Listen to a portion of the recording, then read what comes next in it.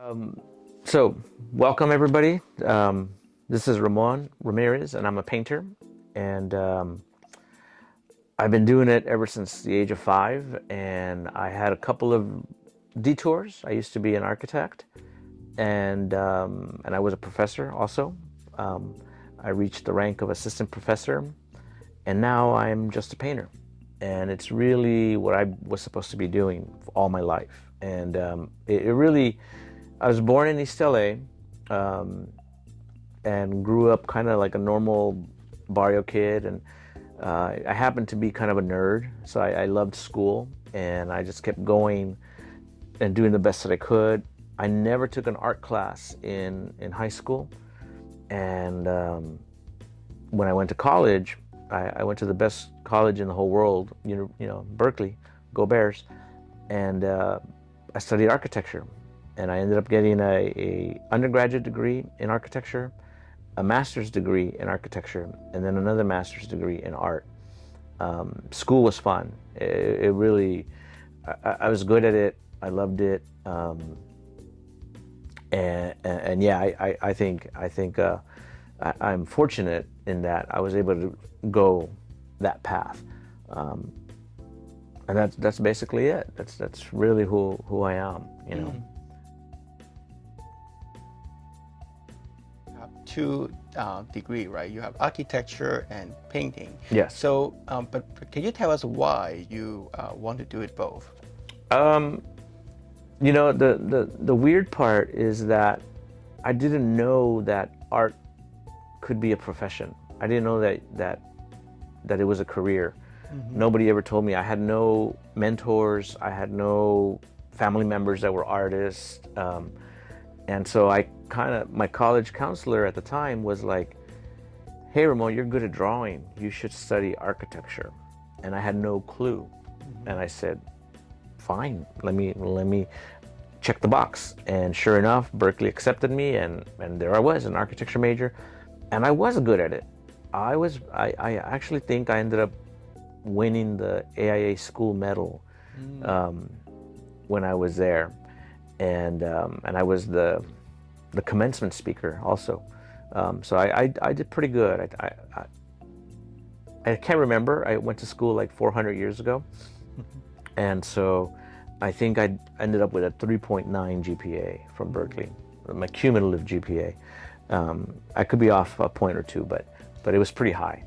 Wow, 3.9 is Yeah, I really think high. it was 3.9.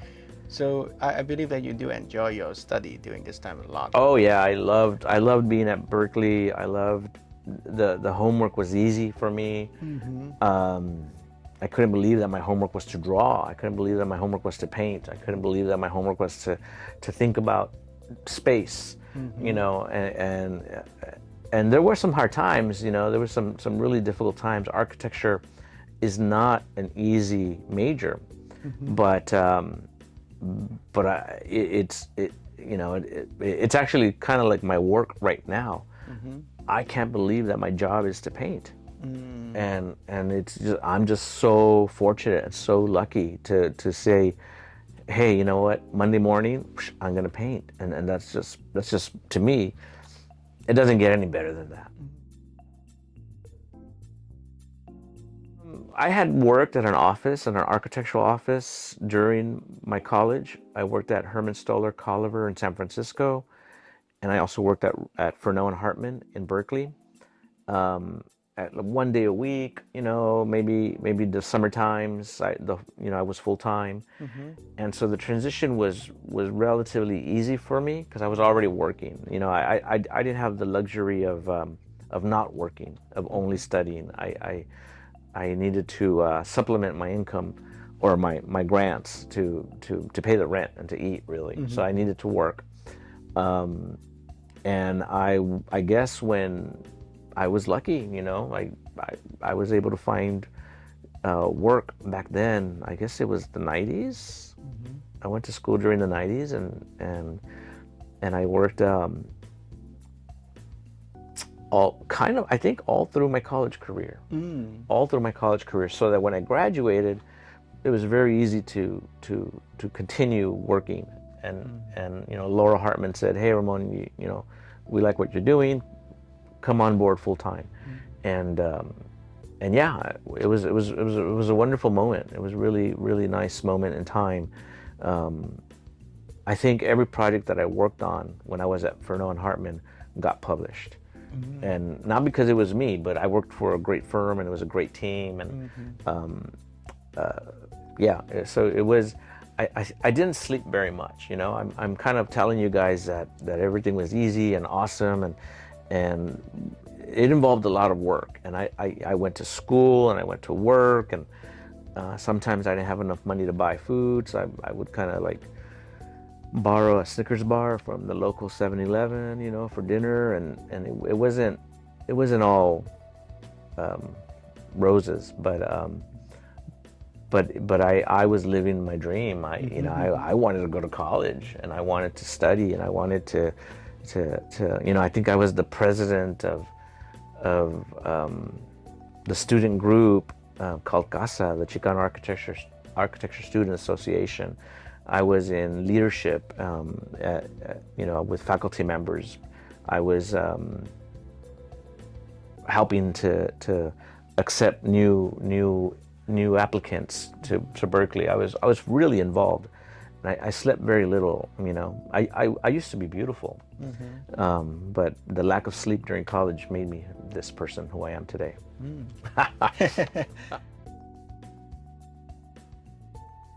I loved college, you know. I think college is probably the best time of my life, where I'm working and studying and meeting new people and going to football games, and you know, it just, you know, the University of California at Berkeley is just the best school in the world, and I was fortunate to be there. And there were some difficult moments. Some of it had to do with the lack of money.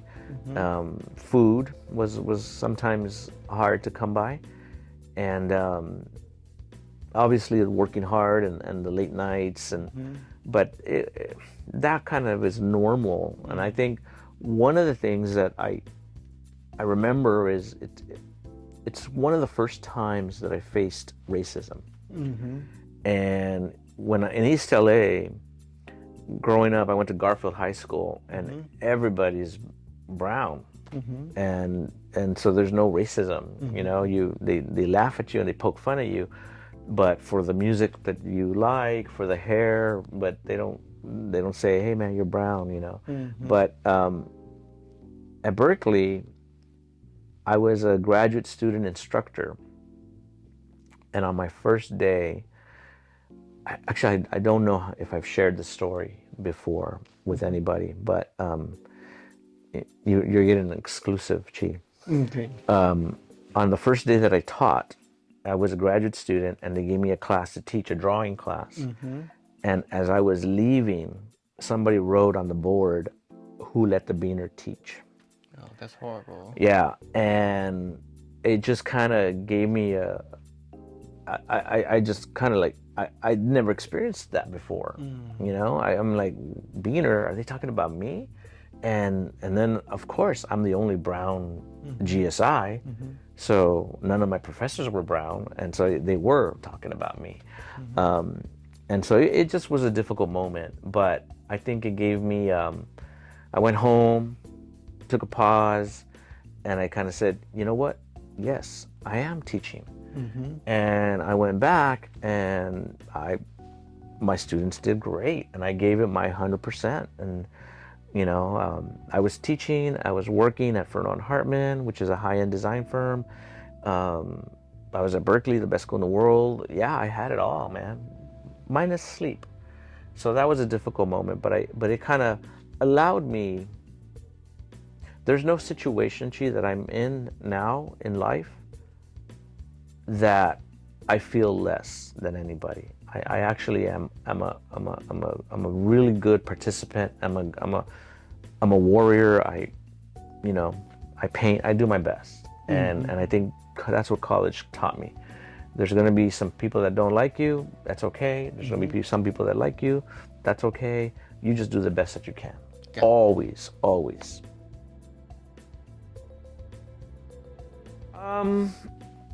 The transition There are some bumps along the way. Obviously, one of the most difficult things for being a painter is income is not guaranteed. No one gives you a paycheck every 2 weeks. You have to sell, and you have to promote yourself, and quite frankly, you have to be the CEO, you have to be the marketing director, you have to be the research and development guy, you have to be the janitor, you have to be everything, the social media guy. And at times it's exhausting, but it's worth it. To me, this is my dream job.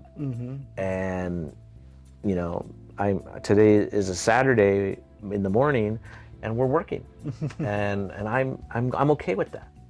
I'm okay with that. I wanna be able to communicate and to talk to my audience about your audience about what I do and the path. This is fun for me. I'll do this every day if I have to. I'm a workaholic. I know it doesn't kind of look like it or feel like it. Like most people think artists, they don't do any work. They just put on a beret and smoke a little skinny cigarette and just. I'm like, no, man.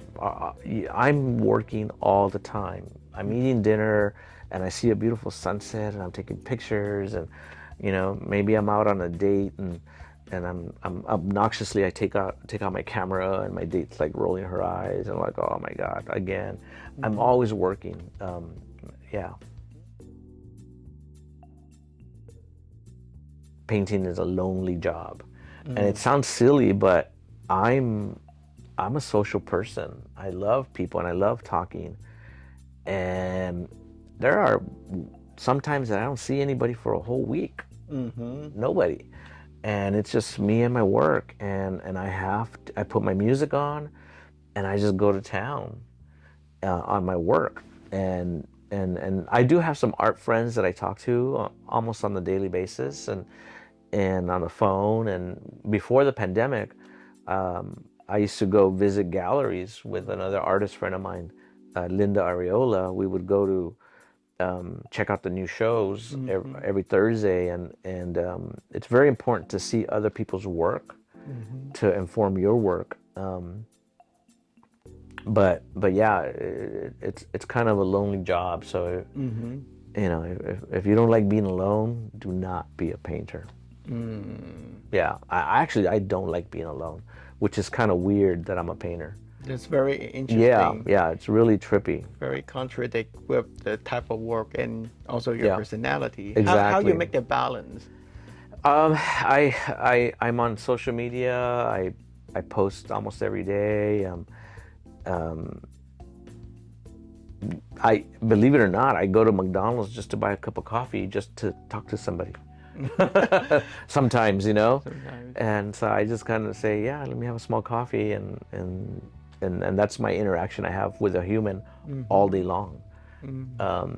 So it's not easy, and I'm actually still learning how to embrace the solitude. I'm 49 years old, and I'm still trying to figure it out. Everybody says get a dog or a cat, but I'm not a pet person. I have things to do. I don't really have time to go buy food for an animal, and I love animals, but just not in my house. That's all. Yeah, I believe that you also really want to focus on your every single minute to your creative work, right? Yeah. I mean, sometimes, and this is kind of a weird thing to say, but painting doesn't mean that you're painting 40 hours a week.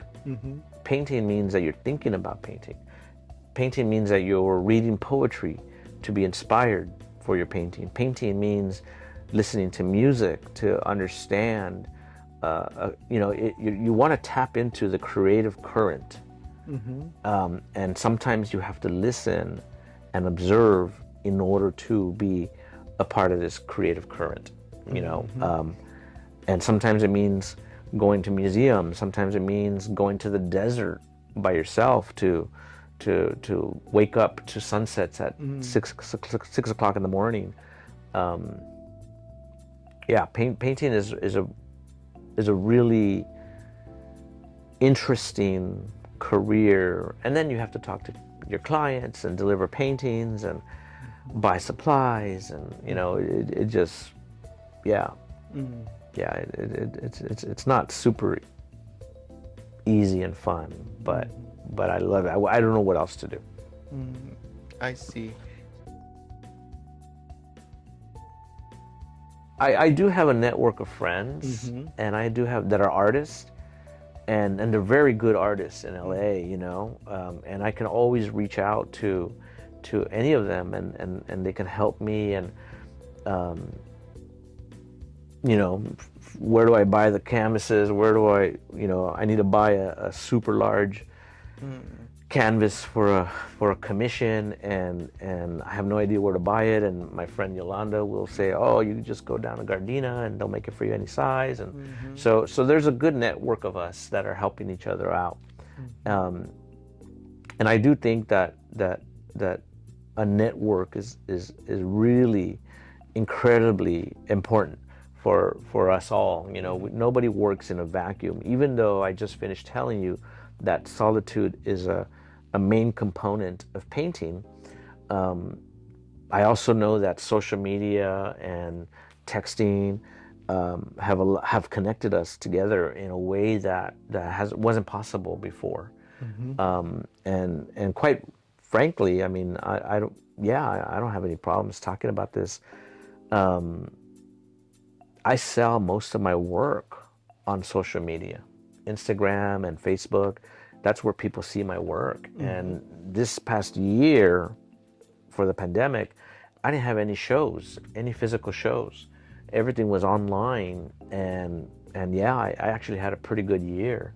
I sold a lot of paintings last year, and it all has to do with my network, my clients, my friends, and the social connectivity of social media. Very, very important. My favorite college tradition, and it's gonna sound really weird because I never played sports in my life, organized sports, but I love tailgating. I love the football game. I love when Cal comes down to play UCLA. The game is at noon, but I'm usually there at 9 a.m. cooking and drinking, and with my friends and my family. And I remember taking my son when he was really young, about 1 year old, and for him, college is fun, and now that he's a student at Cal, he has football season tickets. Wow. And so that to me is just, and Berkeley's not very good at football. We lose all the time, but it's not about the winning part. To me, it's about the getting out of your studies and just spending a day, with a whole bunch of crazy people, and hopefully football can come back really soon. This pandemic has really screwed everything up, and exactly. And so I like, I guess maybe I like the communal aspect of college. That's what I like.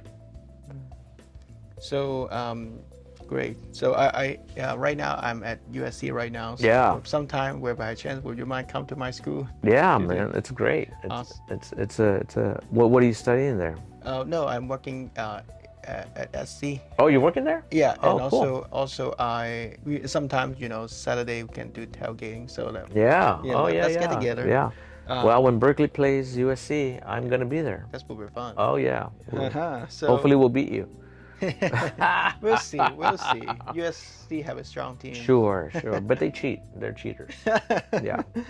So, let's move to the next question. Yeah. How also, I know that you have a lot of creative work. Can you share with us three people that have great influence with your work? To also they have good influence with what are you doing right now? Okay. Dead or alive?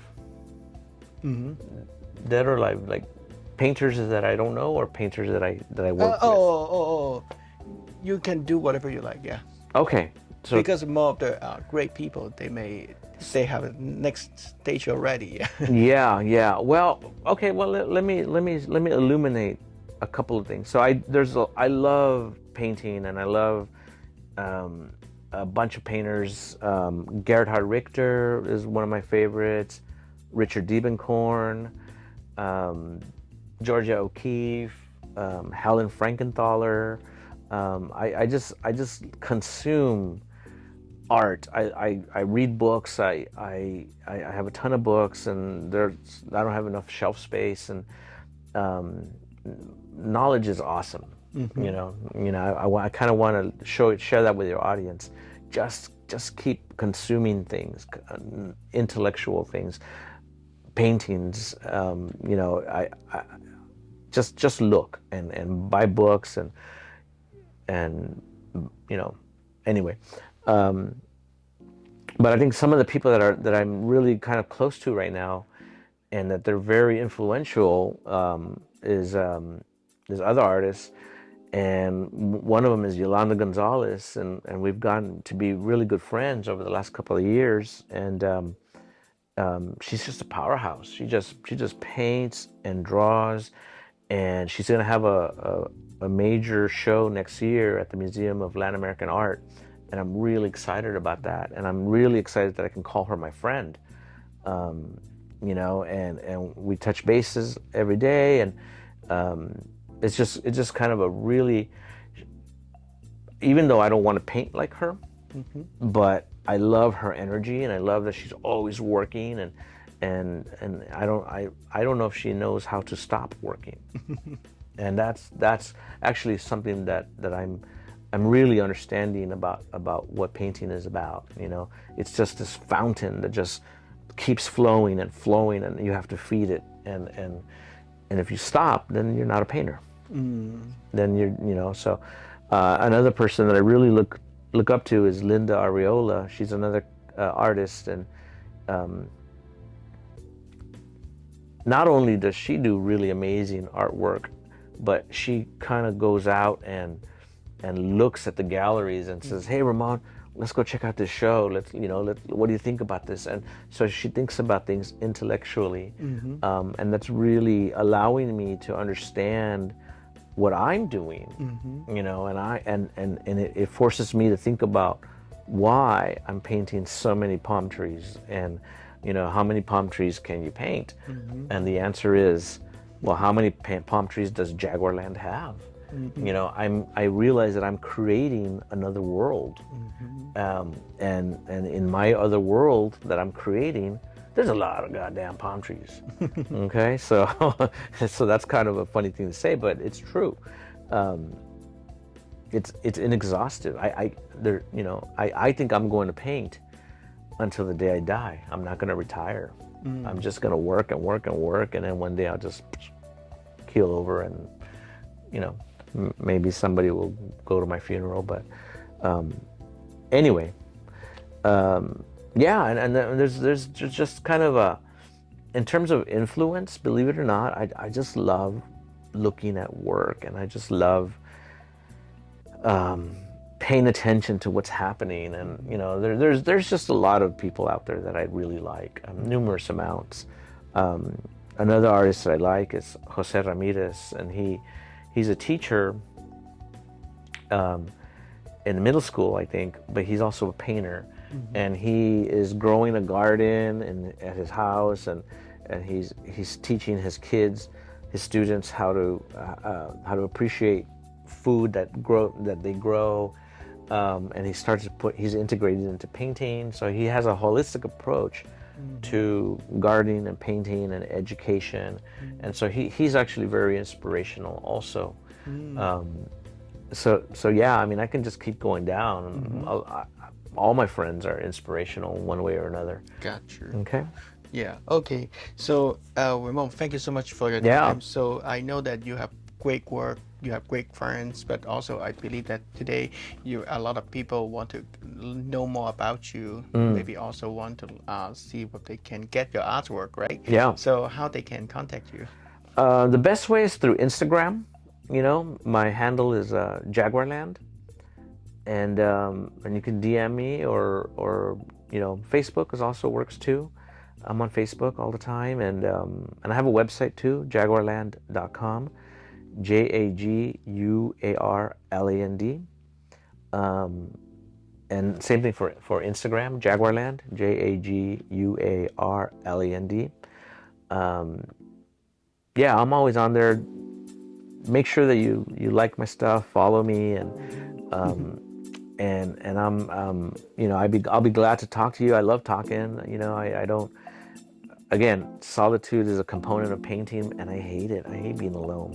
But I think I'd rather be in solitude and paint than to be in an office full of people.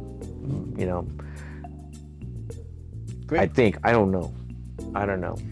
I do miss people, but maybe not enough. Okay. All right. Yeah. Please reach out to Ramon. So he's amazing, fantastic. Hopefully you'll enjoy his work as well. So.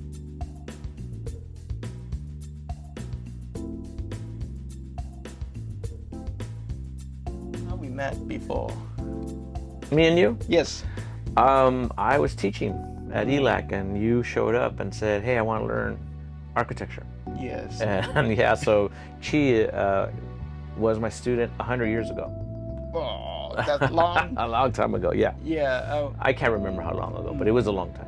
So the reason why I want to interview Ramon, he's doing a lot of interesting things. It's really, really interesting. He do design, and also he really focus on drawings using color, using shape to communicate with his audience.